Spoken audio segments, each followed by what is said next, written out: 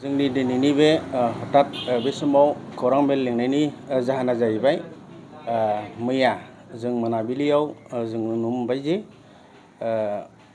मैयानि गेजेरावनो जोङो फेसबुकआवहाय जोङो नुबाय ओमफ्राय खाथि खालाना जोंनो खोन्थाहरबाय जे बेवहाय मोनसे जयनिं प्रग्राम लादों।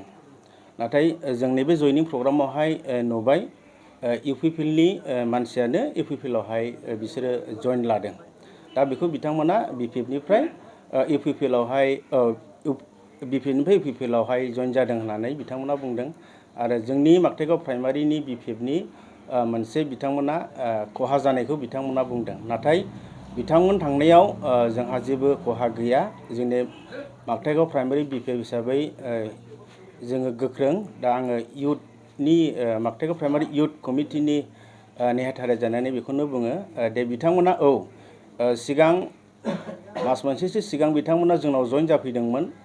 ओमफ्राय बिथांमोना जइन जाफैनायनि गेजेराव बिथांमोना ओरैबायदि माने सानफ्रोमबो बिसोरनो माने साहा पानि लोंनाय बेदर जानाय माबा माबि बिथांमोना खालि फैसानिल' धान्दा। ओमफ्राय बेवहाय जों बांद्राय खोमा फेर फाथियाव बिथांमोना नैबे माबाखौहाय बिसोरो बिपरित सिन्थाखौ बिसोरो लादों। ओमफ्राय जों खोना मोन्दों मैयाहाय बिथांमोना मा होनो माइरं 25 केजि ओमफ्राय थाखा 1000 बेबायदियाव बिथांमोना बेवहाय थांदों, इउपिपिएलआव थांदों। नाथाय बेवहाय बिसोरनि थांनायाव जोंनि थाखाय माने मोजां जादों। माने जोंनावहाय बेबायदि खालि थाखा फैसाल' बिथांमोना माबायो। बेवहाय जोंहा दा बिनिफ्राय जोङो माने गुरग'नाय बेखौ जोङो मोनबाय आरोखि।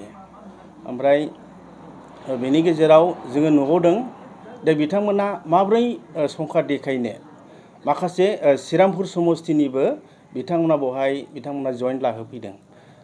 दा जोंबो नुनो मोनो माने बिथांमोना जास्ट माने खालि थगायनानै फैसा देख'नायल' आरो। दा जों बेबायदिखौ नुदों। दा बेनिखायनो जों दिनै प्रेस मिट होनाय खारना जाहैबाय मा बाव जोंहा बिथांमोन थांनायाव जोंनि माकथाइगाव प्राइमारि इयुथ कमिटिया जेबो खहा गैया। दा जों नुनायावहाय बिथांमोना 16 जन होदों। खिन्थु स्रा जों नुनायावहाय जोङो नुदों ओरैहाय हानक ओमफ्राय सनातन ओरैनो जेब्रा होनना बुङो, ओमफ्राय जोंलारि, ओमफ्राय पबित्र, ओमफ्राय केब्रियान, ओमफ्राय जायनाखि जों श्रीरामपुरनि होनदों बिथाङा प्रेमकर। बेजों लोगोसे माने दङ। दा नामा दंजोबो बिथांमोननि लोगो दङ आरो बेबायदि।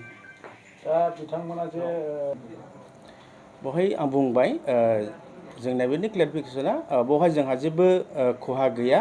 मानोना बिथांमोना बिसिनिनोखा इउपिपिएलनि मानसिखा। सिगांबो जों बिथांमोननि भटखौ मोनखायाखै आरो दाबो फैदोंब्लाबो माने स्टाइलानो बिसोरनि एसे फाख्रा स्टाइल नुखानायखायनो जों बिसोरनि सायाव फोथायनाय गैखायामोन। ओंखायनो जोंहा बेवहाय जोंनि माकथाइगाव प्राइमारि कमिटिया जेबो खहा गैया।